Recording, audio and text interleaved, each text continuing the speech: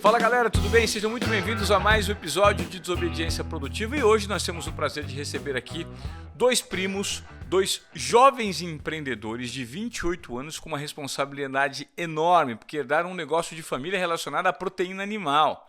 10 mil colaboradores, ou melhor, mais de 10 mil colaboradores sob a responsabilidade deles e um abate de mais de 1,5 milhão de quilos de frango por dia.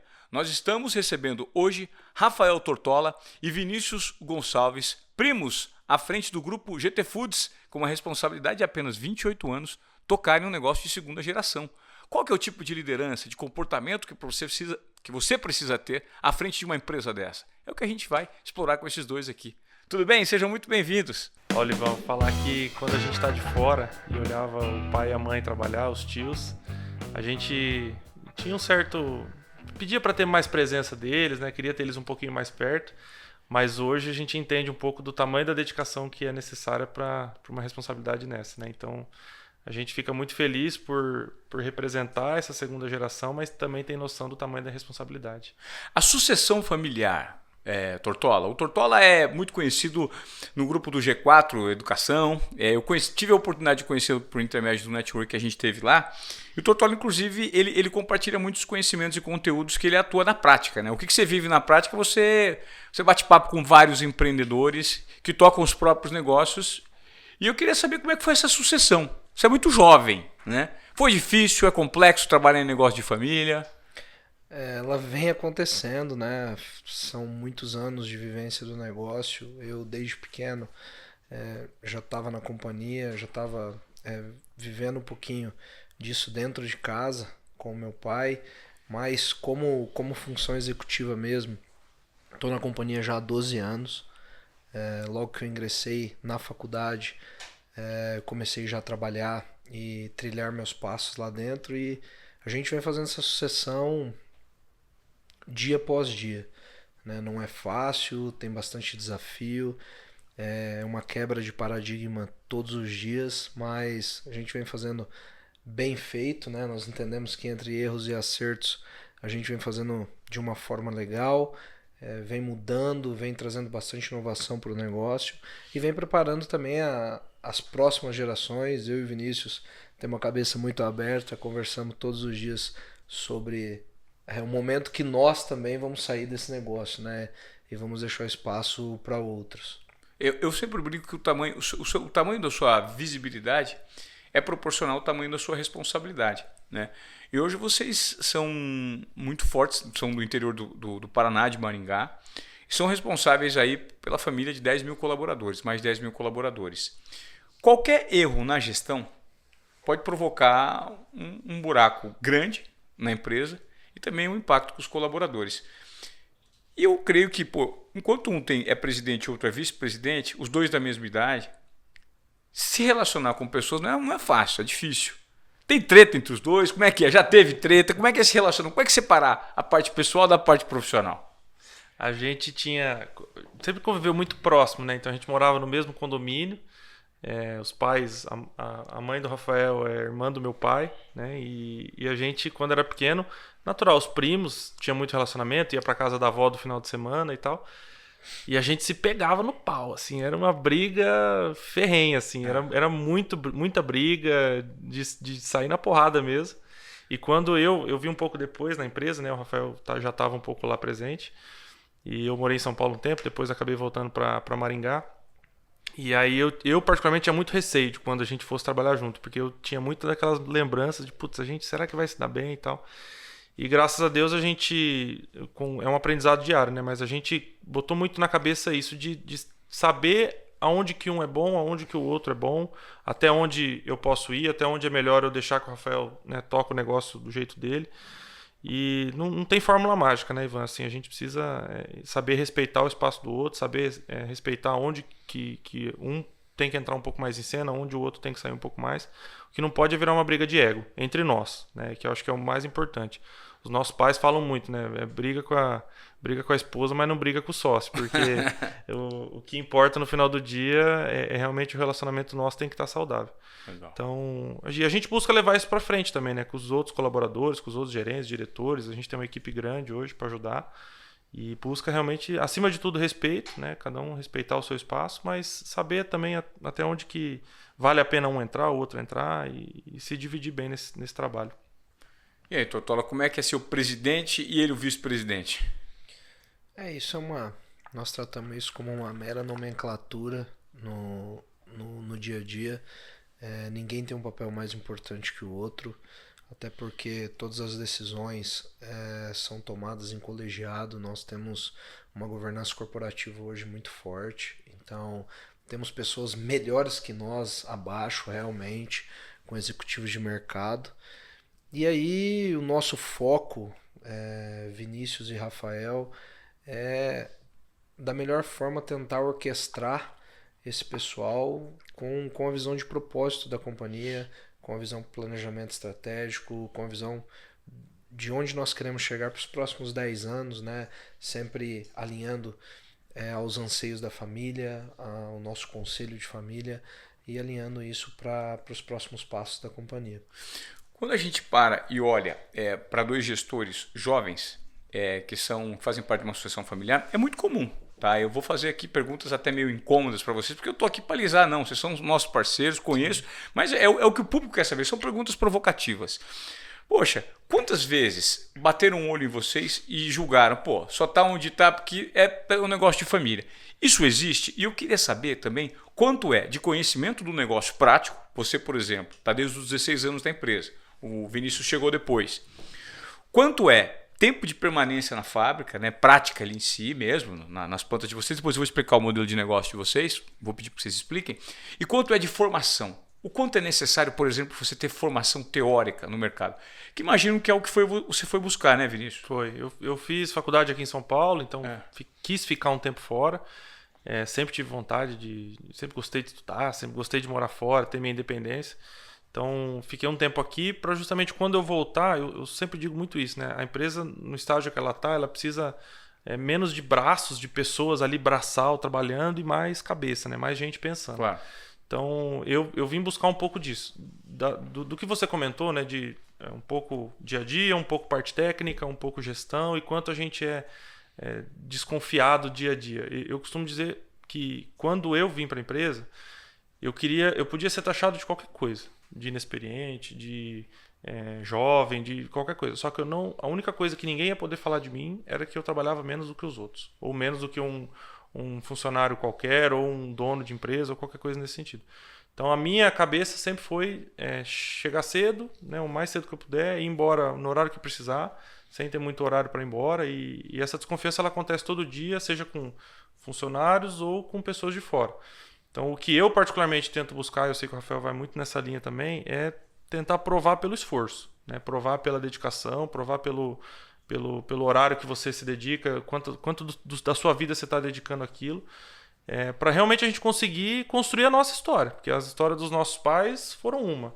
A nossa a gente está começando a trilhar agora, apesar de estar um pouco tempo já na empresa, a gente está começando a trilhar agora. Então, o respeito e a credibilidade vem com o tempo. Então, não adianta a gente querer também acelerar o processo. Mas tem algumas coisas que a gente pode ir fazendo nesse meio do caminho para ir conquistando passo a passo e chegar lá na frente.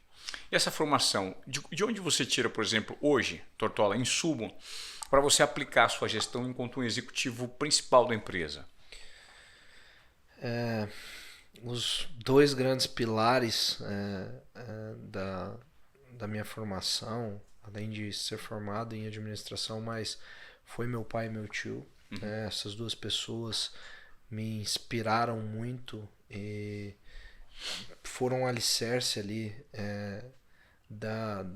do início da minha carreira profissional. Eu consegui, como eu estou na empresa há um pouco mais de tempo, eu acho que se soma a experiência que o Vinícius teve aqui em São Paulo, de outras coisas que ele vivenciou com a experiência que eu tive lá.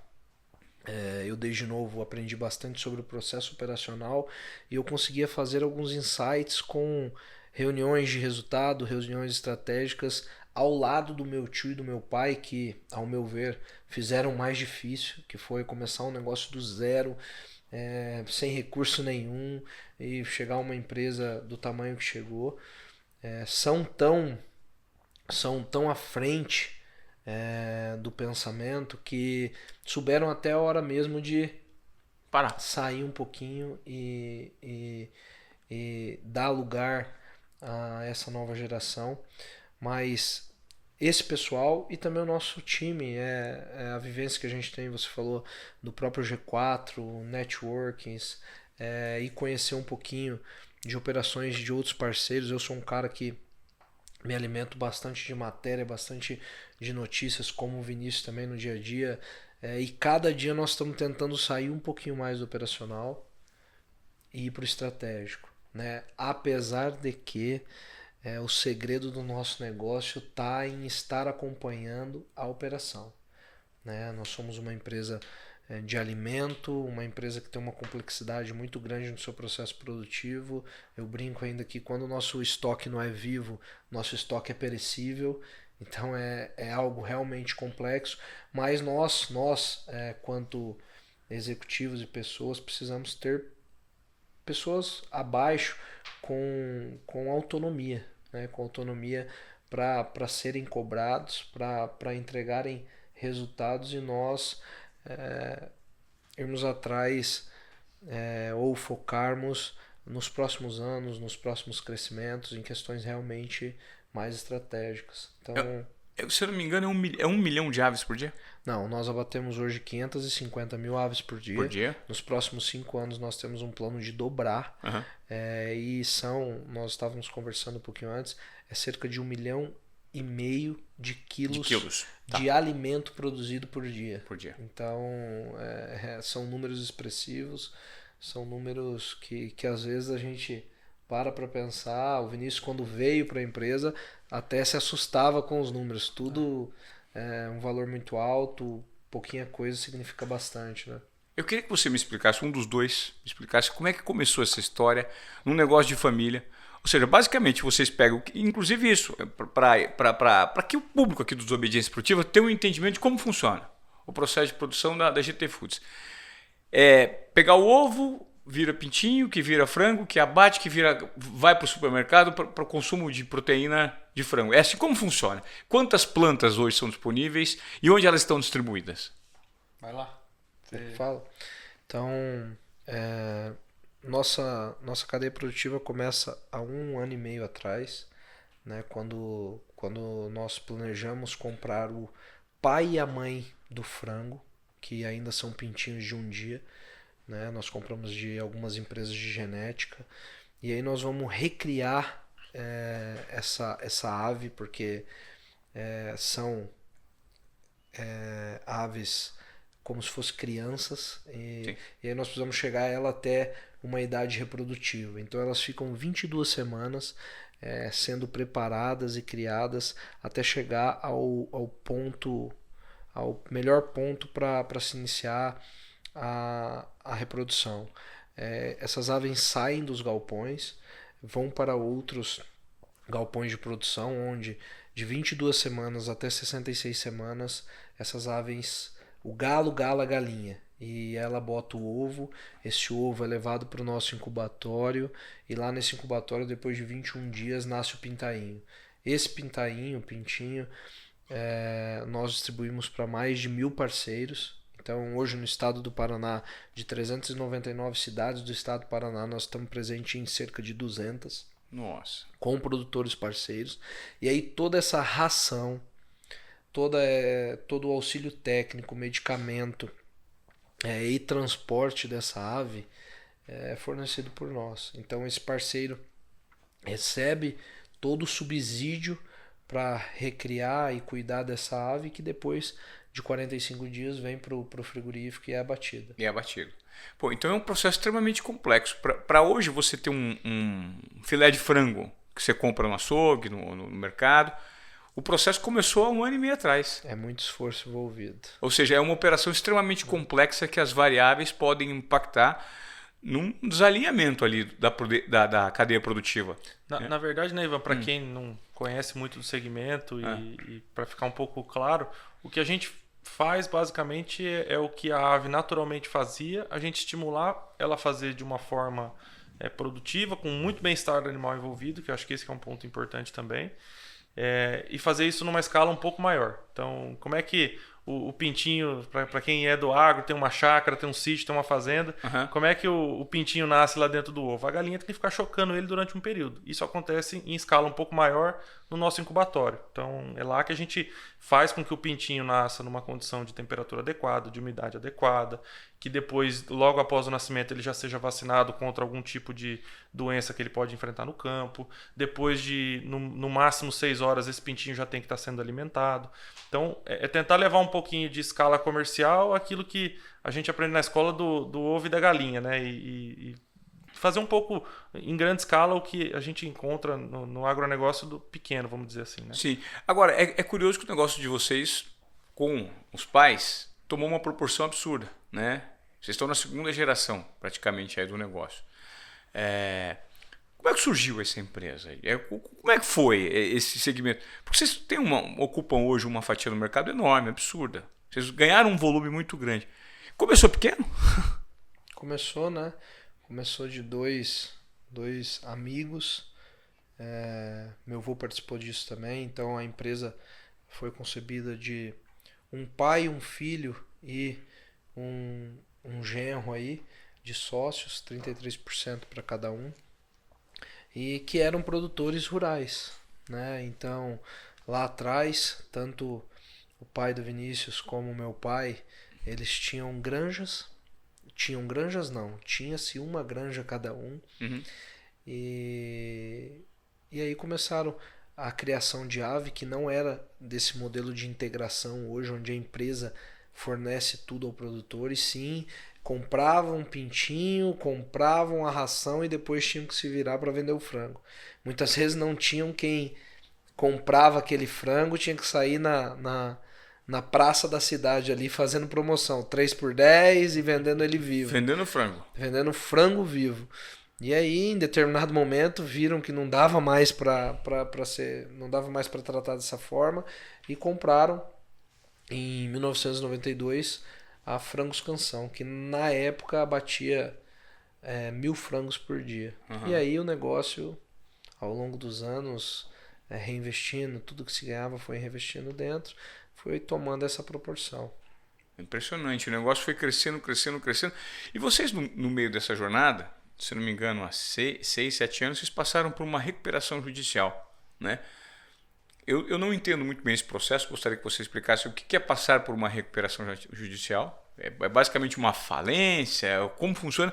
E como é que vocês conseguiram, num curto espaço de tempo, se a gente levar 7 anos, passar a dar resultados como vocês estão prevendo dar esse ano de 2023 de 4 bilhões de reais? Recuperação, o próprio nome diz, né, Ivan?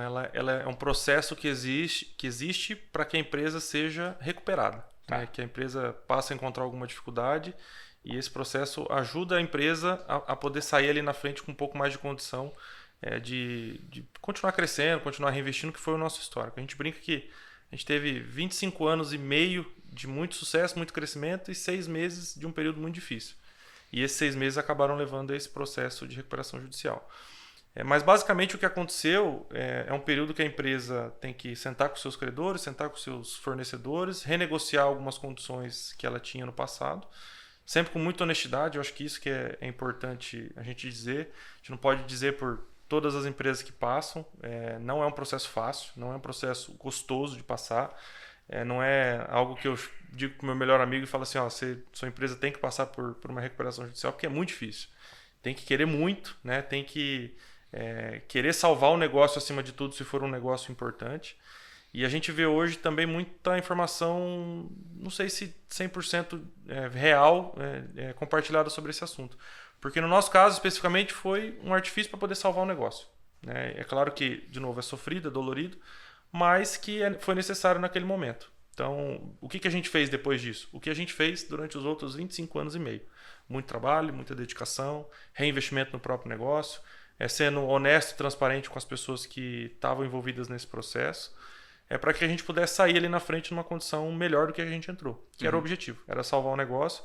Quando uma empresa como a nossa passa por um processo como esse, não é só o negócio que sofre. Né? A gente está vendo algumas outras empresas hoje passando por esse processo, empresas grandes. Os fornecedores sofrem, o sistema bancário sofre, muita gente que passa por um momento de instabilidade, que é ruim para todo mundo. Então o objetivo é sair melhor do que você entrou.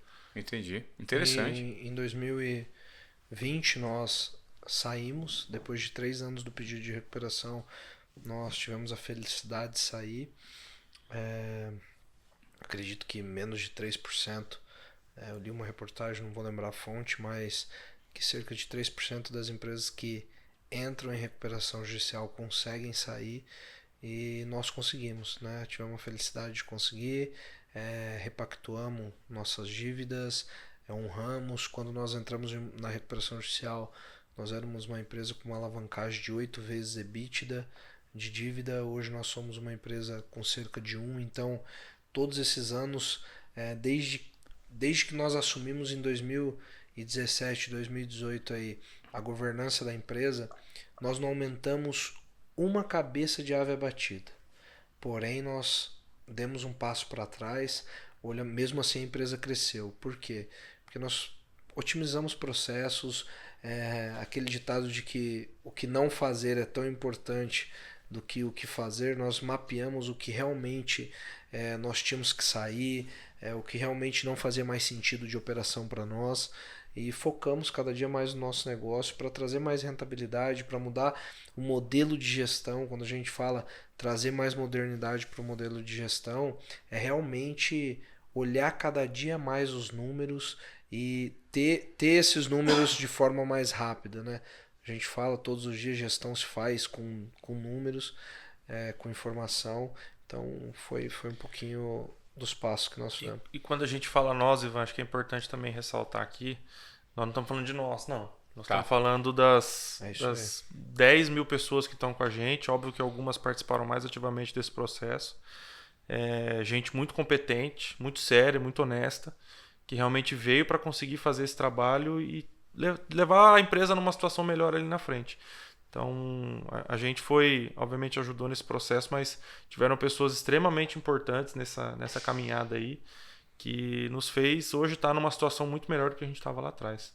Quando a gente fala no segmento de vocês, com a quantidade de alimento gerado, principalmente para a proteína de aves, né, do frango, a gente tem que lembrar que o Brasil é um país essencialmente pobre, né?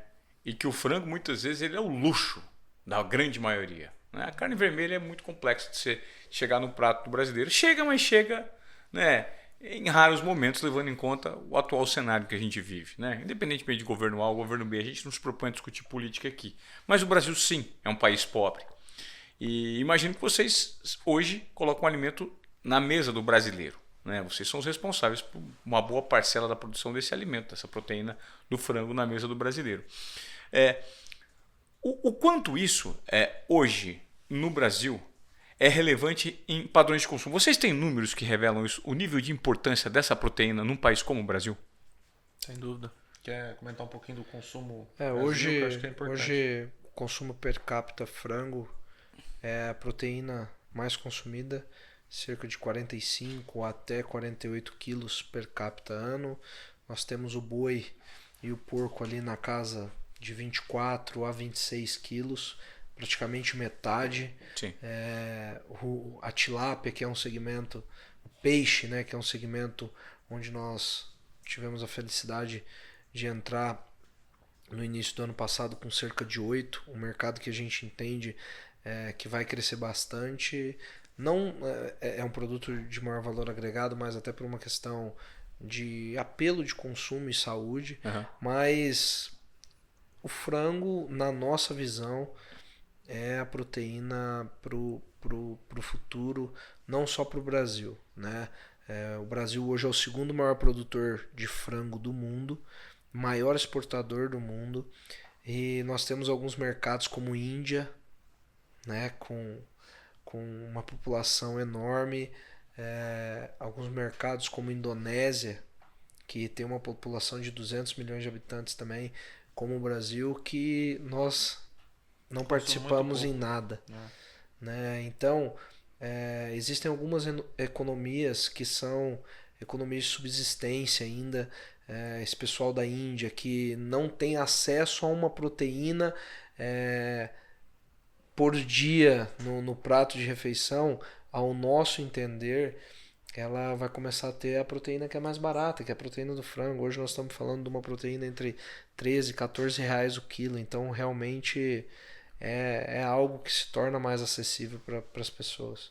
Quando a gente fala desse mercado de proteína, existe uma tendência muito grande, né, no mundo relacionada à conscientização e relacionada também à questão dos maus tratos animais. Isso é um assunto que a gente não pode deixar de fora. E vocês, como os responsáveis por um segmento tão forte e sólido aqui no Brasil, que é o agro, e na indústria de vocês, como é que vocês veem essa questão? Vai chegar um momento em que a proteína de laboratório vai substituir a proteína animal? E quando questões relacionadas ao maus tratos dos animais, muita gente pensa, pô, frango de granja, aquele velho ditador, eu quero saber o quanto disso é verdade ou é mito. O frango de granja é tudo com hormônio, frango de granja tem tudo agrotóxico, esse frango que é produzido hoje é um frango que não é saudável porque, pô, existe aquela exploração do animal. O quanto disso é mito e o quanto disso é verdade na visão de vocês? Ivan, maior interessado para que a ave tenha saúde, que ela tenha um crescimento saudável, que ela tenha um peso para ser abatida. Não dá para a gente negar que para você comer o frango, para você comer o boi, para você comer o porco que está na sua mesa, um animal precisa ser abatido para que isso aconteça. Então, claro, o fato do abate não tem como ser minimizado. O que é a indústria? A gente participa muito disso. Não só nós, mas outras empresas também. Infelizmente, o nosso setor, por muitos anos, ele foi mal visto em função de erros que aconteceram no passado. Mas o principal interessado para que a ave tenha saúde e que ela tenha um crescimento saudável, a primeira pessoa que vai querer isso são as indústrias. Um frango que é maltratado, um frango que passa por um transporte que não é de qualidade, um frango que durante o processo de abate dele ele passa por muito estresse, é pior para a indústria, em primeiro lugar. Vai entregar uma carne pior para o consumidor e também vai entregar um rendimento pior para dentro da indústria. Então, esse eu acho que é o principal ponto. E acho que um outro ponto que eu acho que vale ressaltar muito aqui, a gente já teve a oportunidade de visitar algumas plantas nos Estados Unidos e em outros países também. É nítido o tamanho da diferença que é você fazer uma criação e um abate de frango no Brasil com relação a outros países do mundo. Sério? O rigor sanitário, o rigor de legislação pelo qual a gente passa e que acho que é importante ressaltar, tem que ser assim mesmo, tem que ser rigoroso, porque nós estamos tratando de algo que é sagrado, que é um alimento, é extremamente maior do que você encontra em qualquer outro país do mundo. Eu garanto, hoje, quem tiver a oportunidade de passar por um processo e ver o que é feito no Brasil e ver o que é feito em qualquer outro país do mundo, inclusive em grandes potências como os Estados Unidos, vai se impressionar com o nível de qualidade, com o nível o nível de bem-estar que o animal aqui passa antes de ser abatido. Isso não é para querer minimizar o fato de que precisa acontecer um abate, nem nada disso. É porque a indústria precisa ter esse respeito com o animal. Senão é pior para o consumidor final, é pior para a indústria, é pior para o animal, é pior para todo mundo. Dando continuidade nesse tema, isso se dá muito ao nosso Ministério da Agricultura brasileiro, tá? Esse pessoal tem um trabalho muito importante. A rigidez com que nós tratamos e a seriedade que o nosso mapa trata a nossa cadeia produtiva é referência mundial, tanto que de todos os países aí o Brasil é o único livre de gripe aviária ainda. O trabalho feito hoje, para vocês terem ideia, nós não podemos colocar na embalagem livre de hormônio, porque 100% das aves brasileiras são livres de hormônio. Então eu estou tendo uma redundância. Isso é público. Isso os próprios fiscais do mapa podem certificar e podem passar. Por quê? O frango diferente de outras proteínas, ele é da empresa. Então é diferente do boi, é diferente, pelo amor de Deus, não estou dizendo que o boi tem hormônio, mas o frango, ele é da indústria. Então é muito mais fácil ter uma rastreabilidade. O boi, às vezes um produtor quer matar com 2 anos, outro com 4, frango não. Todo o alimento, inclusive nas nossas fábricas de ração, todo mês, todo dia, todo lote que vai para o frigorífico é coletado a amostra, é olhado no laboratório. O Vinícius falou que não tem como a gente minimizar muito o efeito do abate, mas é feito toda a questão, desde quanto tempo o frango fica no caminhão esperando para ser abatido. Quando vai ser abatido tem uma insensibilização, ou seja, ele passa numa água, ele adormece para que o processo de abate seja um processo onde ele não sinta dor, né? Então, e tudo isso hoje é mapeado. Nós não conseguimos abater um dia se não tiver fiscal dentro das nossas plantas. Nós temos cerca de 5, 6 fiscais por planta aí, cuidando do nosso abate. Quando eu digo 6, 5, 6, na média são 3 fiscais como doutores, porém eles têm os assistentes e toda a equipe que olha e não ocorre abate. Se um fiscal não pode ir em um sábado, um exemplo, a empresa não pode rodar, né? Então é um trabalho feito entre políticas públicas e a privada, né? Que vem mostrando e dando resultado para o Brasil, que vem se tornando cada dia mais referência em exportação em mercados específicos como Europa, China, mercados exigentes. Todos eles o Brasil está presente.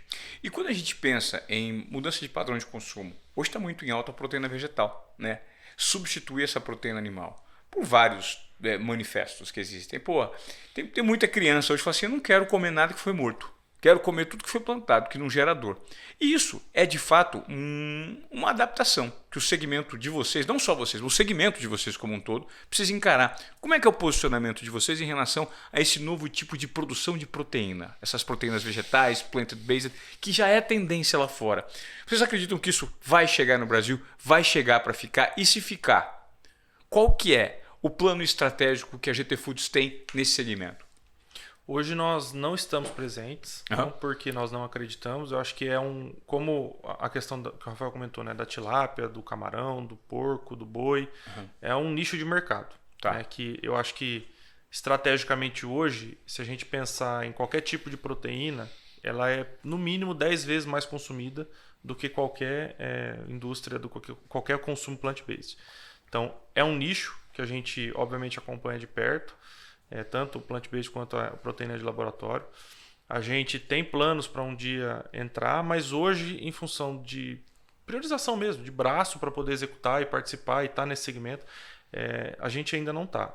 É importante dizer também que, assim, você mesmo comentou, o público do Brasil ainda, o povo brasileiro ainda é um povo que tem uma renda per capita muito baixa. Sim. E esses produtos ainda, eu não estou dizendo que isso vai acontecer para sempre, mas claro, ainda tem um custo um pouco mais alto para você encontrar na gôndola do que você comprar uma coxa sobre coxa de frango no mercado, por exemplo. Claro, se você for comprar hoje uma duplinha de hambúrguer plant-based, você vai pagar pelo menos aí 35, 40 reais, não sei. É isso aí. Um hambúrguer. E com 35, 40 reais você compra o quê? 2 quilos de frango? É isso aí. 2,5 kg de frango. Que alimenta uma família de 4 pessoas durante, sei lá, uma semana. E até assim, né? Cultura é algo muito complicado de se discutir. Né? Vou dar um exemplo. Nós temos China. Todo mundo fala, nossa, agora o Brasil teve liberação para exportar para a China, teve mais plantas habilitadas. China tem um consumo específico.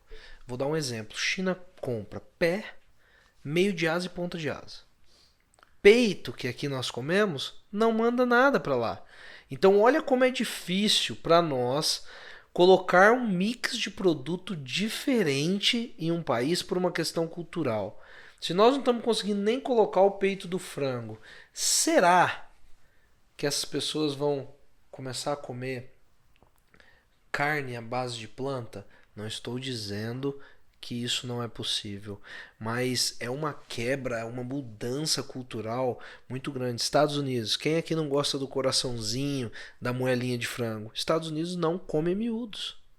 Não come. E nem Jesus Cristo consegue colocar esse produto lá. Não come, então você não come come coração, churrasquinho de coração de frango? Não, e Não mulherada precisa nem longe. aí. Na Argentina você não come. Argentina não come. Miúdo é descarte. Então, se nós não conseguimos colocar alguns produtos, como a gente... Olha o tamanho da dificuldade e quebra de paradigma que esse pessoal tem que trabalhar do plant-based. Outro ponto. Nós não estamos nesse segmento no frango. Na Lorenz, que é o nosso outro negócio, hoje nós somos um dos maiores esmagadores de raiz de mandioca do Brasil, e fazemos amidos, produtos como maltodextrina, dextrina e pregel, todos derivados da mandioca. Tudo que você imaginar, Ivan, desde o whey protein até ketchup, como cosméticos, encapsulamento para remédio, porcelanato, vai esse produto nosso. Aromatizantes, vai esse produto nosso. E um dos clientes desse produto é a indústria de plant-based, né? Usa muito maltodextrina e alguns amidos como aromatizante ou para conseguir dar uma textura melhor para o produto. Então, querendo ou não, nós estamos presentes nesse mercado fazendo uma venda B2B, né, para essas empresas focadas no plant-based. Legal. Bom, depois de entender esse posicionamento do mercado de vocês e como vocês impactam na indústria, eu queria falar agora do ponto de vista de gestão pessoal, né? Tocar uma empresa é muito complexo. Vocês são os líderes de pessoas, né? Lidar com pessoas não é fácil. E é uma indústria que hoje é uma indústria de base, né? Vocês têm lá muita gente que trabalha na planta, aquela mão de obra um pouco mais barata. Como é que vocês veem essa questão de implantar uma cultura organizacional para gerar um senso de pertencimento dos colaboradores e dessa forma estabelecer uma marca forte no mercado? Pô, ser forte para o consumidor é importante, mas ser forte principalmente internamente é fundamental para o colaborador. Como é que vocês gerenciam essa questão? Eu acho que uma coisa que a gente gosta de fazer muito, apesar de não estar conseguindo fazer muito por questão de tempo mesmo, é visitar a planta. Tá lá em loco, colocar a roupa branca, né, entrar dentro do processo produtivo, ver o que está acontecendo, para as pessoas, conversar com as pessoas, né, chegar e para um colaborador, para um parceiro de negócio, falar assim, o que você precisa de ajuda, aonde que você está com alguma dificuldade que eventualmente a gente possa ajudar. Então, o nosso jeito de fazer cultura é muito na conversa e pelo exemplo, né? Não dá muito para a gente querer impor. Cultura não se impõe de cima para baixo, né? Você pode trocar pessoas, você pode mudar processos, mas o exemplo ainda ele arrasta. Ele ainda é a forma mais eficiente, eu vejo, para você implantar cultura dentro de uma empresa. Então a gente procura muito estar presente com as pessoas, conversar, ouvir muito, mais do que falar, né? Meu tio sempre fala, o pai do Rafa, que a gente tem que ouvir muito mais do que falar, porque muitas vezes você acaba colocando uma posição antes de, né, ouvir tudo que a outra pessoa tem para dizer. Então, a gente procura fazer muito dessa forma. É a única forma? Não. Né? Como eu disse, você pode implantar uma cultura top-down, pode ser que funcione, não é o nosso jeito. Mas a gente gosta de estar presente lá no dia a dia, no processo, ver o que está acontecendo, conversar com as pessoas, para passar a nossa mensagem, passar o que a gente acredita, passar os nossos valores como empresa, de simplicidade, de honestidade, de fazer a coisa certa, né, acima de tudo. É óbvio que nem sempre tudo é bonito e perfeito como a gente está falando aqui, mas esse eu acho que é o principal foco nosso assim, no dia a dia para dar continuidade a essa história. Legal. Diversidade, Tortola, hoje é muito importante nas empresas. E o ESG, né? Cuidado com o meio ambiente, o social e a governança. Como é que hoje vocês trabalham essa implantação desse modelo de ESG dentro da GT Foods? Um segmento que muitas vezes é discriminado no mercado. Quem produz proteína é tudo matuto, são os detentores de repente de grandes latifúndios que querem. E eu noto que hoje existe uma exigência no mercado, não só de certificação sanitária, como vocês mesmos disseram, mas também como uma certificação de pertencimento, de diversidade, ter colaboradores com voz ativa. Porque é só assim que você consegue, de fato, gerar uma percepção de valor no mercado, um senso de pertencimento interno e fazer com que exista, de fato, um reconhecimento, mediante a indústria como um todo, da validade do negócio de vocês. Como é que é trabalhado esse segmento internamente? Hoje nós temos nossos comitês, né? Nós temos nosso comitê de SSMA, que é Saúde, Segurança e Meio Ambiente, onde algumas pautas são ali colocadas. Cerca de 90% de todos os resíduos que a gente gera hoje são recicláveis. 90%? 90% nós reciclamos. Temos alguns selos aí de boas práticas de meio ambiente, como ODS, e entre outros, e é tratado como prioridade máxima, né? Eu acho que é um tema que nos últimos anos veio tomando cada dia mais corpo, e nós, como empresa, realmente entendemos a importância do assunto e estamos trabalhando muito forte, não só por uma questão financeira, bancária, que o mercado vem exigindo, mas também por uma situação de criação de valor dentro da companhia, né? As pessoas sentirem que que o negócio é um negócio mais do que rentável, sustentável, e que vai se passar de geração para geração. Sobre a questão de diversidade, diversidade de pessoas, nós estamos trabalhando muito, cada dia mais, essa inclusão social para os nossos colaboradores, trazendo gente diferente, sabe, Ivan? Gente que realmente pensa de forma diferente que a gente, pessoas que têm uma cultura, tiveram uma vivência diferente, vieram de vários lugares. Então nós temos pessoas do Brasil inteiro aí fazendo parte do nosso time cada dia mais, trazendo mais as mulheres para dentro do nosso negócio. Fundamental a gente hoje em brinca, dia. mulheres tomando função de gerentes e gestoras. Então a gente trata com muito carinho e muito cuidado. Esse ponto que o Rafael falou, acho que é legal ressaltar. Quando eu cheguei na empresa, morava em São Paulo aqui todo, tal, e a gente acaba tendo, aqui é onde tudo é discutido primeiro, né? Então essa pauta ESG, de mulheres na liderança, de governança, isso tudo já é muito discutido aqui na metrópole há muito tempo. E quando eu cheguei na empresa, pasme, a gente não tinha nenhuma mulher em cargo de liderança. Nenhuma? Nenhuma. O agro 6 anos, né? 6 anos atrás. A gente tinha, obviamente, mais da metade do quadro como mulheres, né? Então o quadro como um todo, os 10 mil funcionários, mais da metade era mulher, porque a gente tinha bastante gente ali que, né, nas funções não gerenciais, mas abaixo, que tinham uma presença feminina muito grande, mas não na liderança. E hoje a gente tem em torno de 20% do nosso quadro de gerência e diretoria já com a presença de mulheres. É o ideal? Ainda não. A gente ainda sabe que a gente não quer forçar que isso aconteça. Todas que estão lá hoje são extremamente competentes, merecedoras de estarem lá, foram promovidas para isso, e a gente quer cada vez mais dar a oportunidade que isso aconteça. De forma natural. De forma natural. E não de forma forçosa, mas a gente sabe reconhecer também aonde a gente evoluiu ao longo dos anos e onde ainda dá para evoluir. Então, hoje, em torno de 20% da nossa liderança já é composta por mulheres, e é assim que a gente quer continuar, né? Quando você você estava me falando de um assunto de produção também da raiz de mandioca, numa cadeia produtiva, você falou, poxa, a Argentina não come miúdos, na China vai pé, ponta de asa, meio de asa, no Brasil a gente come os miúdos. No processo, na cadeia produtiva de vocês, existe alguma parte do frango que é desperdiçada? A pena é aproveitada? O que não é aproveitado? Somente o piar, né? O piar do frango que a gente fala, que é o peel. No restante, tudo é aproveitado. Toda a parte de vísceras, farinha de pena, vai para nossa FFO. E aí, quem tem os cachorrinhos aí, serve de matéria-prima para empresas de ração pet.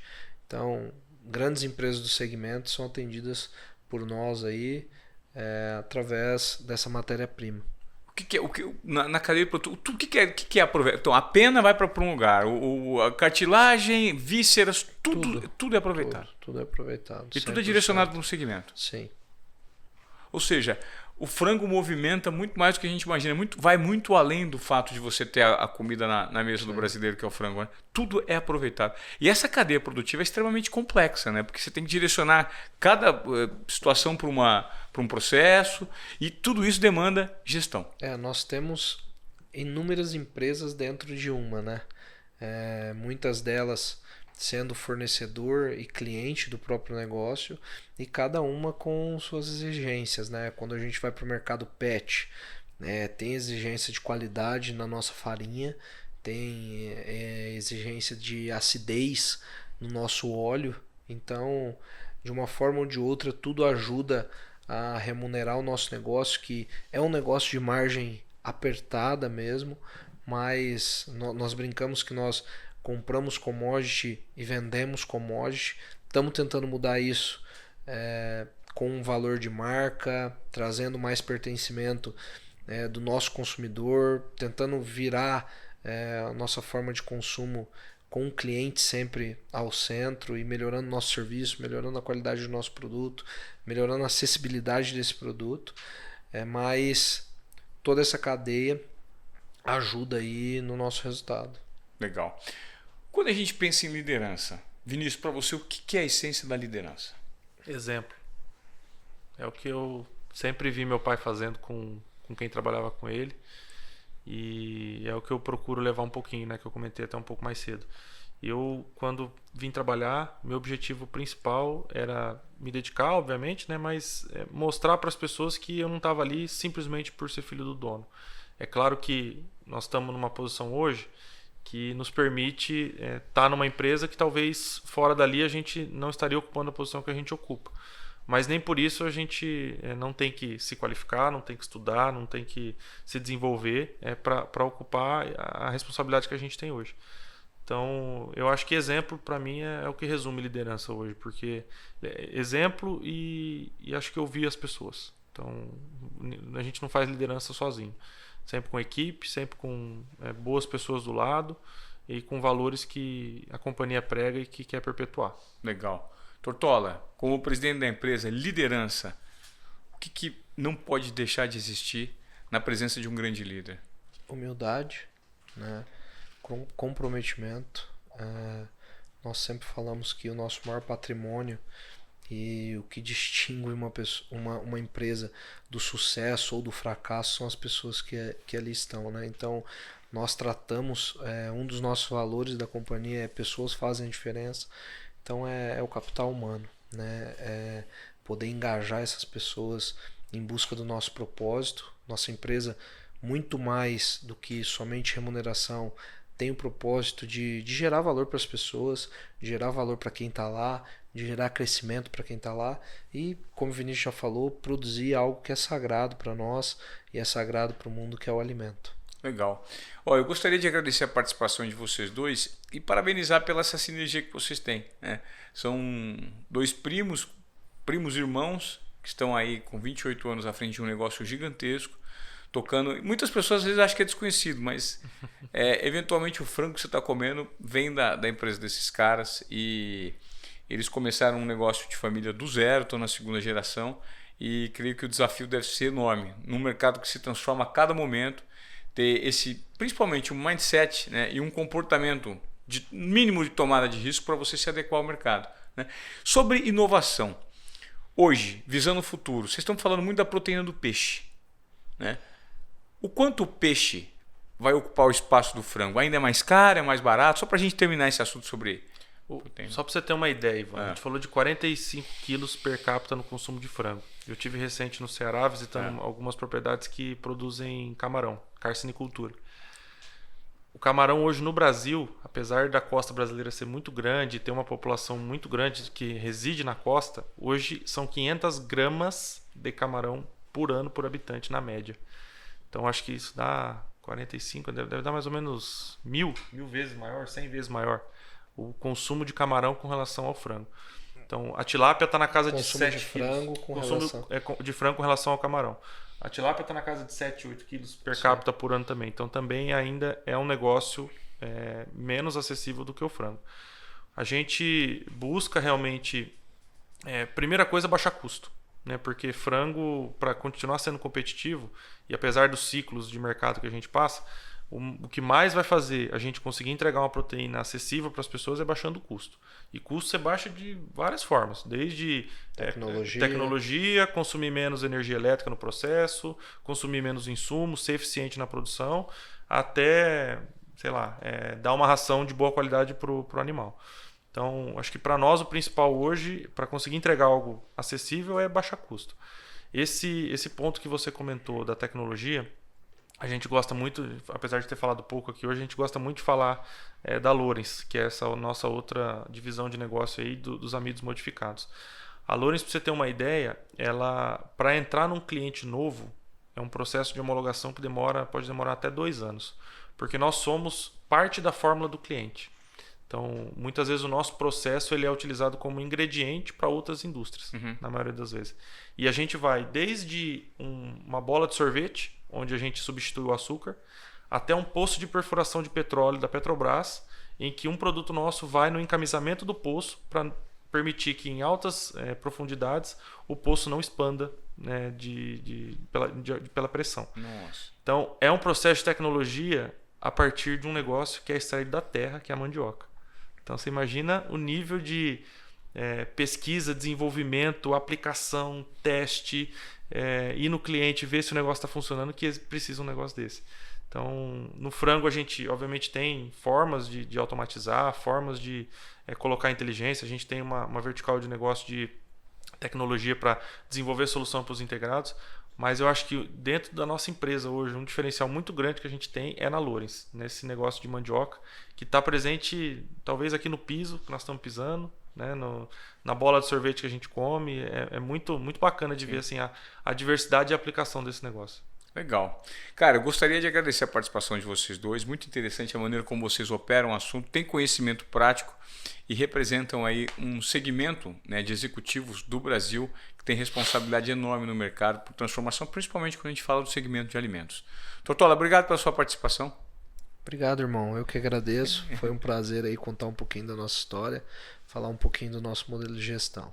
Legal, Vini.